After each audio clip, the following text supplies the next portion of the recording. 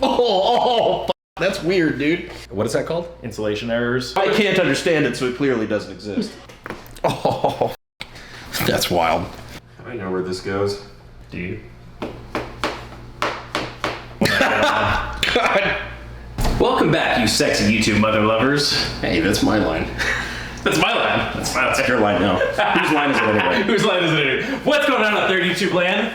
Today we're with one of your favorite gun tubers, potential politician, Second Amendment absolutist, the guy that came up with gun memes that are pretty much the most hilarious things on the internet. Hey, I don't make them, I just review them. Yeah. He's coming out with AR-50. Close. It's getting there. Everybody's favorite, Brandon Herrera. What's going on, guys? What's going on? He's got a boxing match coming up next week. Yep. Yeah. So comment below if you think he's going to win. Do you know you're fighting? It is changing by the day. Yeah. I was going to fight Action Man, but not anymore. What the hell, Action Man? So we're going to do some work on him, get him ready for his fight. He's going to talk a little bit about his YouTube origin stories, the anti-hero origin stories. Make sure you go grab some of his merch. Where can they pick it up? Over at Bunker Branding. There it is. But I prefer that you support this gentleman. No. Just like he's supporting me right now, literally. Buy his shirts. All right, you ready to rock and roll? No, but let's do this. Let's do it. Let's go and look straight down. All right, Brandon, tell us a little bit about what got you started in YouTube. Like, we were scrolling through some of your old videos when you looked like a 12-year-old. Yeah, that was, I first started out as a law student and then quickly realized that I would unalive myself if I continued down that path. So I thought, you know what, let's try the gun thing. And, you know, a couple years and a lot of sleepless nights later, here we are. So with the gun thing, did you grow up around firearms? Is that... Yeah, a little bit. I didn't quite have... Am I supposed to be pushing against you or just kind of going with it right Just now? be yourself. That's all that you can be. Okay. It's a Chris Cornell son. It's never been enough. Yeah, I grew up around it a little bit. You know, I grew up in the South, so you know, guns were just kind of a fucking thing, kind of a part of life. You know, hunting and stuff. But it wasn't as big of a deal, obviously, as I turned it into. But I've been told I have a bit of an obsessive personality, so that checks out. You know, your channel's really boomed over the last few years, so you're up to, what, almost 3 million subs now? Oh, I wish. Actually, well, it's getting there. It's like almost 2.8 now. It's almost 3 million. So make sure you leave this video right now, go over there and sub to his channel, help him to get to 3 million. Oh, thank you guys. Do it. You are putting in enough pressure for this to almost be hurtful. Almost be hurtful, legally speaking.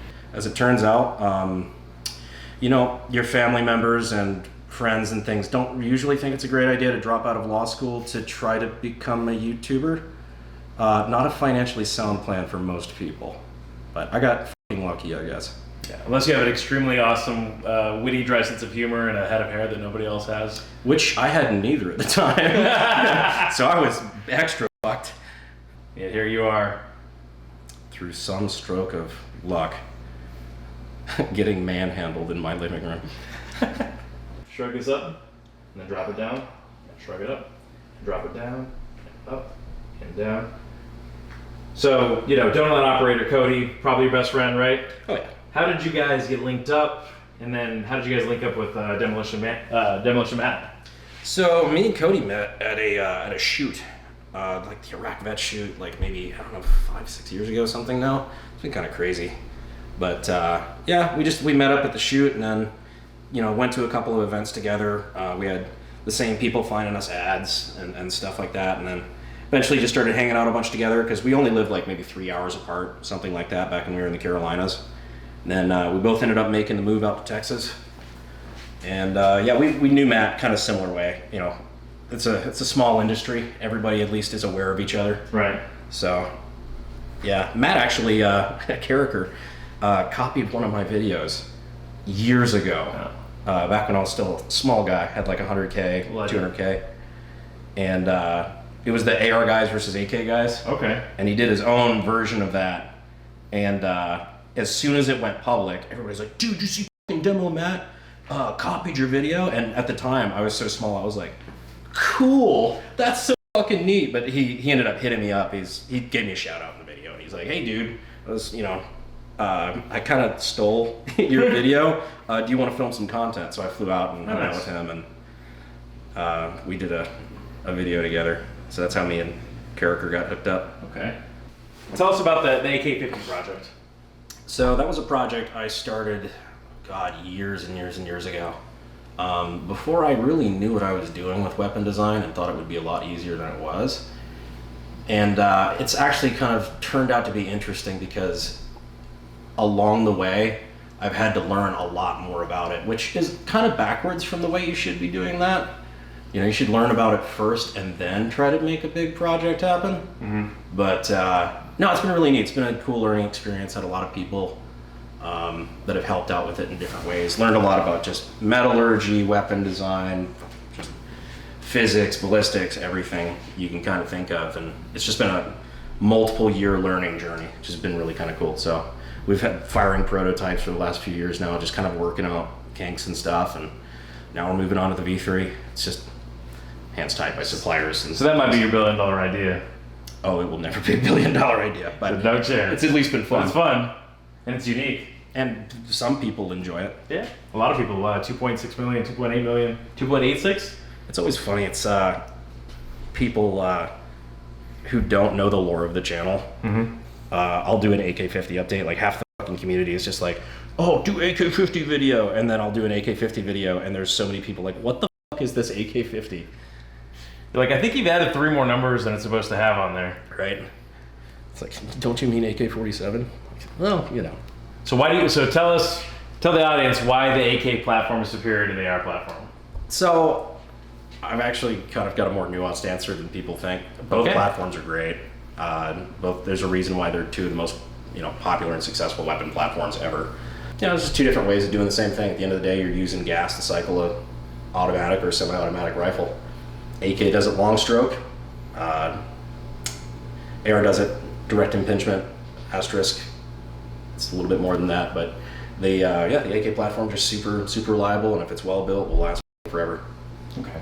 So for people that aren't really into firearms, or they're novices, or they're looking at purchasing their first firearms, what would some advice be other than like learning the 4 rules and things like that? Yeah. As far as like looking for, 2 things. 1, what would be a novice firearm that you would recommend to somebody who's just starting off for one? And 2, where would they go to like get instruction about safety, storage? Yeah, the big thing, firearm safety right off the bat, like that is the most important thing if you're going to be getting into firearms. And as far as like novice firearms, good AR-15 is probably, it's America's rifle. It's a lot of shit you can do for it and change up and whatnot pretty easily if you want to, take it to the next level. Or for a handgun like a Glock or something like that, just nice and easy. But the big thing I would tell new people to it is like, look, people would prefer you ask the stupid questions. It's easier than finding out by yourself, and then the typical people that work at places like this, they want to help you. Right. They just don't know how if you don't ask. Got it. That's good advice. What are some major myths that you hear in today's culture, whether it be political or on Twitter or things like that, about firearms? What are some of the big ones? Oh man, there's definitely plenty. For one, half of the United States and all of Europe is convinced you can just walk up and buy a machine gun at a vending machine. As the owner of plenty of machine guns, I can guarantee you I don't do all this paperwork and spend all this money for no reason. It's, there's not a lot of, the media will just portray every gun as evil, full auto AK-47. That's not what it is. Like, it's actually very hard to own a fully automatic weapon in the US legally. Very difficult, a lot of paperwork, background checks, everything like that. We already have a background check system. That's what a lot of people are like, well, why can't you just have background checks? Like, we've had those since the 90s. Right. Those have been a thing for a while. And just a lot of people just thinking that, like with schools, for example, they're like, well, anybody can just walk into a school or whatever. Like, no, that's a crime. Right. Just like murder, that's been a crime. Right. Just that the people that are deranged enough to want to do bad things, they don't care about crime, as it turns out, and you need somebody to physically stop them. Right.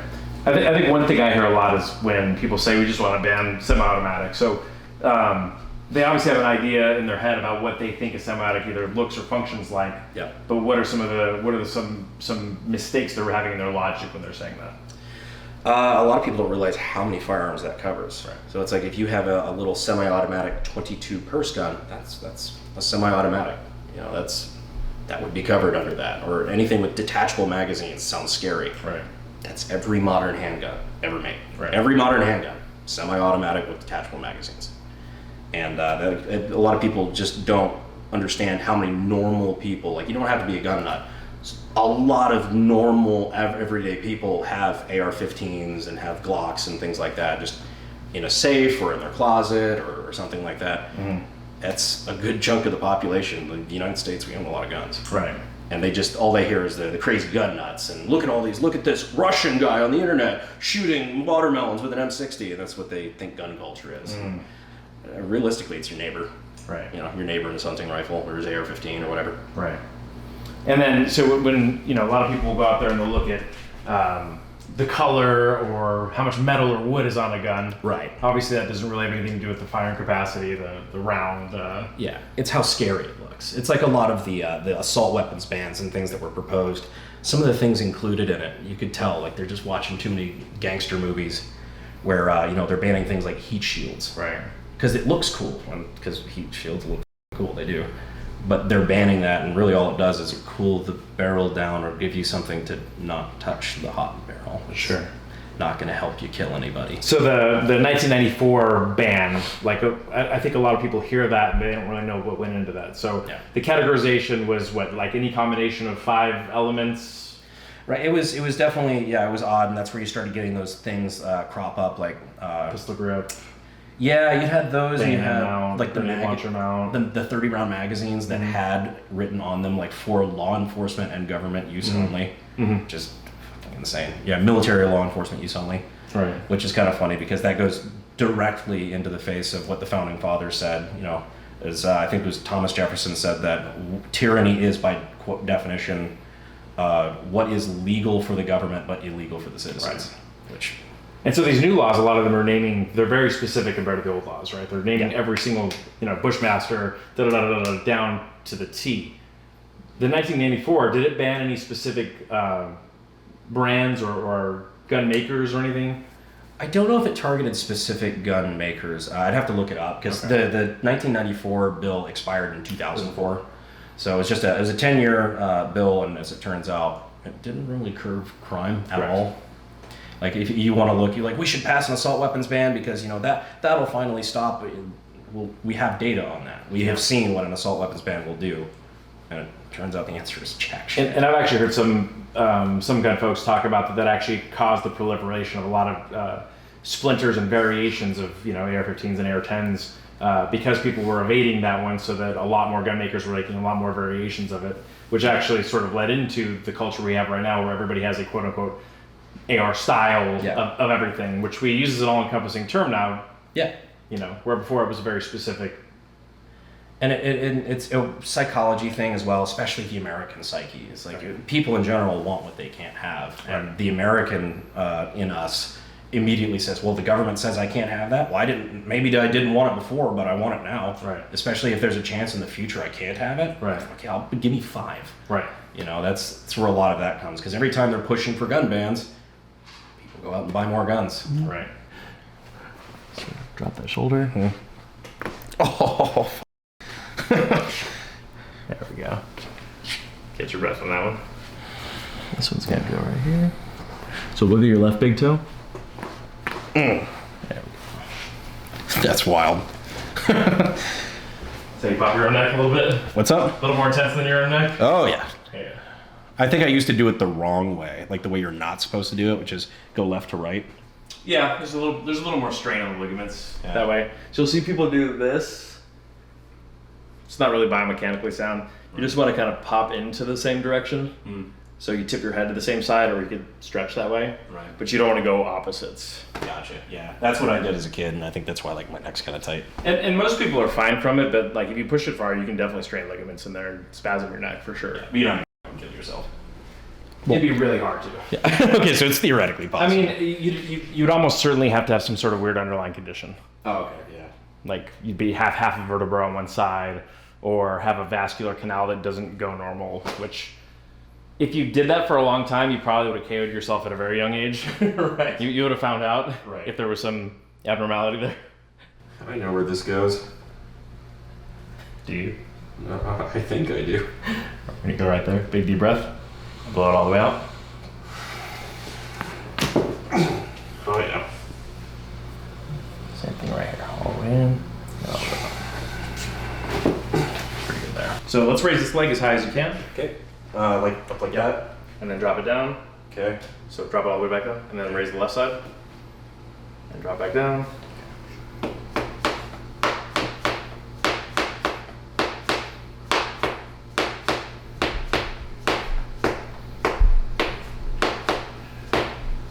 Try again.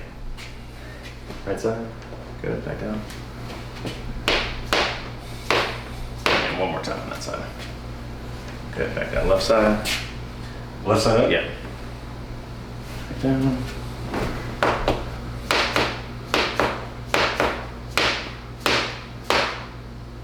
Okay, left side up again.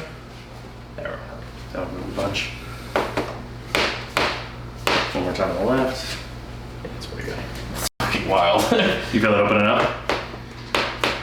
Or you just feel the hammering? Well, it's both. It's kind of weird. That that's having a physiological effect. You feel your leg going higher? Yeah, like the. Yeah. That's so fucking weird, dude. Physics. Human is just machine. Yeah. Bring this knee up, put it down, and then out, and then in and up. Keep doing that. Okay.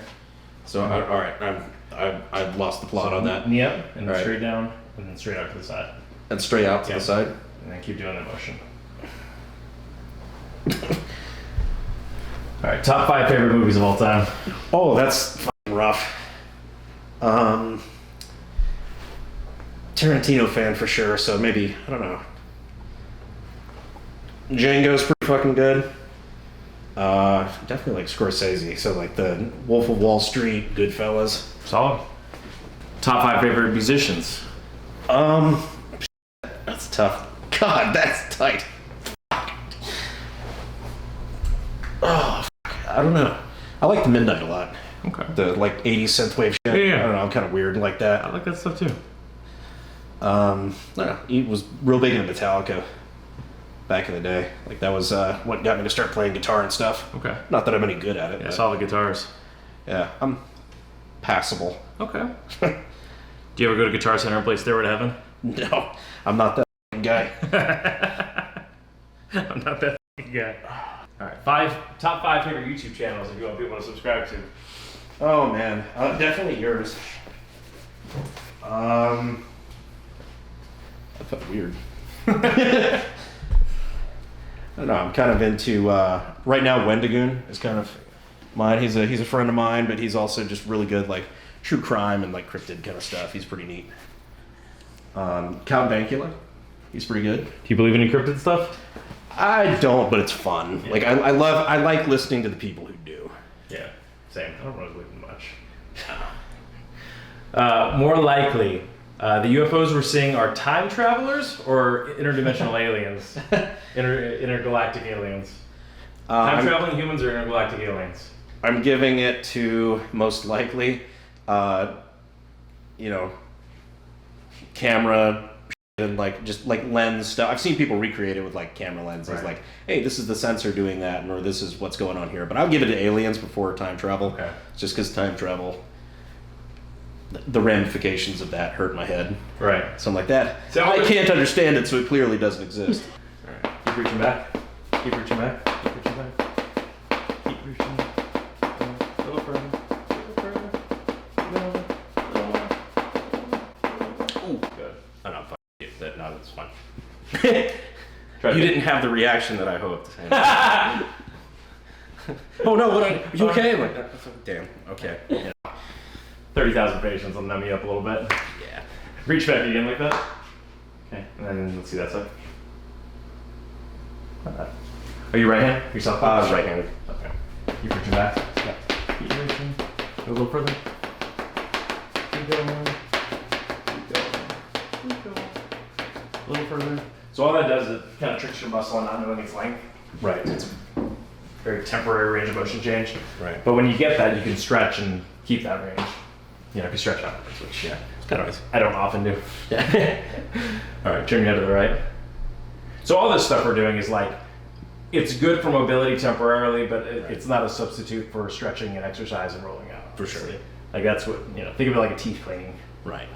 Yeah, still gotta brush your teeth after. Yeah. To the right all the way, back to center. You're supposed to anyway. Right. Joke's on them. I don't trust big dentist. I want to know what that 1 out of 10 dentist says. Like, why do we have a dispute amongst dentists, you know? Just one fucking guy who hates Colgate. Yeah, what's his deal? Does he know something we don't? It's like I don't know, it's Mr. Colgate his wife or something. I don't know. And your top 5 favorite firearms that you own, and then top 3 that you want to own. Oof, that's tough. I do like my shoulder-fired Barrett, the M82A2. It's pretty neat. I like the M60. It's pretty fun. MG3, MG42. It's a crowd pleaser. Yeah. Well. On Normandy beat you. I'm stronger. I'm better. I am better. I am better. Oh God. I love that show. Guns I'd like to own is kind of harder because I've kind of got them all. Everything. But there's some things that are just financially like difficult. Like I'd love to get a minigun. Pull the elbow back. Right. Pull. Pull a little harder. I'm solid there. Okay, try this side. And pull back. Yep. I'm solid there too. Go right here. Go in and out like this. And then we're gonna hook there. This might be the only one I get him on. God. It's the only one I was gonna get him on.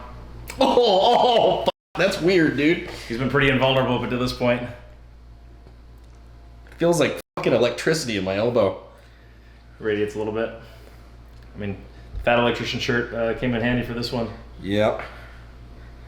That was unpleasant. That was strange. Some insulation errors there. What is that called? Insulation errors. What does that mean? When electricity kind of... Oh, I thought God, you got me on that. I thought you were talking about like a term there. No. So that's your subscapularis muscle. Gotcha. So it's under the scapula. So it's not quite as tight. But your right hand, so you've been throwing a lot of hooks, I'm assuming. Yeah, throwing those straight twos. Been trying. Go. 1-2, baby. 1-2, head movement. Been trying. Check hook. We'll see how ironic this is later. If this gets posted after the fight. Like, well, if you did stick to that, you wouldn't have gotten knocked out in the second round. Hit him with the pull 2. Right? You hit him with the jab, and then he comes with his 2, and then you pull back, and then hit him with the 2. Yeah. We've been training all sorts of combos and stuff, which, everybody's got a plan until they get punched in the face, so. Foot inside the other foot, you got all that stuff down? It's been a lot of foot movement. So much of it is footwork. Everybody thinks they can fight or throw a punch or whatever. I had a lot of respect for fighters. I watch UFC and stuff like that, so like, I understand they're like masters of their craft. I did not put enough respect on it.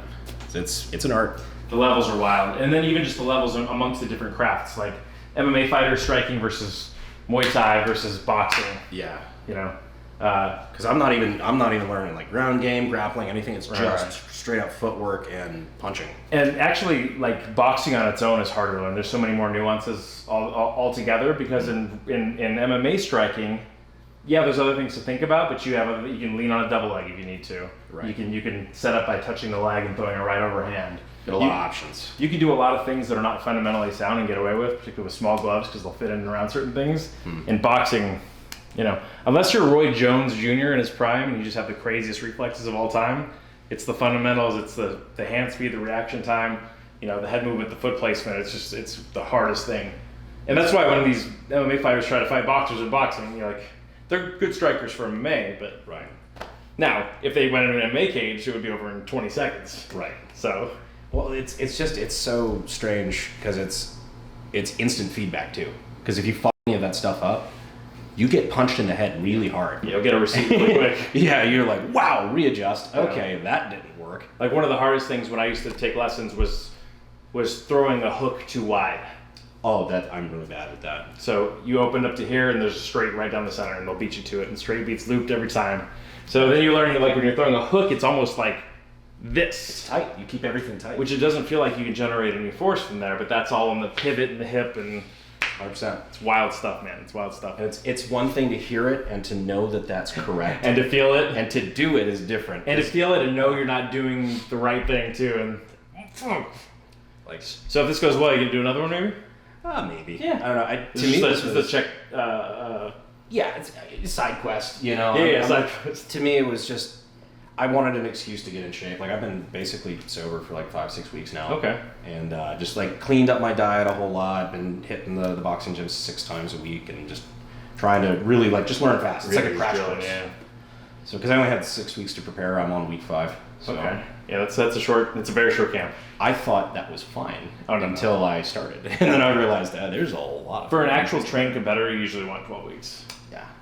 So I, having never done this in any real capacity, cut that in half and then sent it anyway. So if this goes really well and you end up winning, is there anybody in particular you'd like to get your hands on or call out for another boxing match, whether somebody from Twitter or TikTok or? Man, I try to get along with people at least to a reasonable degree. There's not really anybody I've got any beef with to the point where like I'd want to throw hands, but I mean, I'm sure there's other people out there that feel differently about me. So, hey, maybe you're the guy. Yeah. Maybe you're the guy, pal. So if you're the guy, comment below, call him out, particularly if you have a moderate following on social media. In the ring. Shoot your shot. In the ring.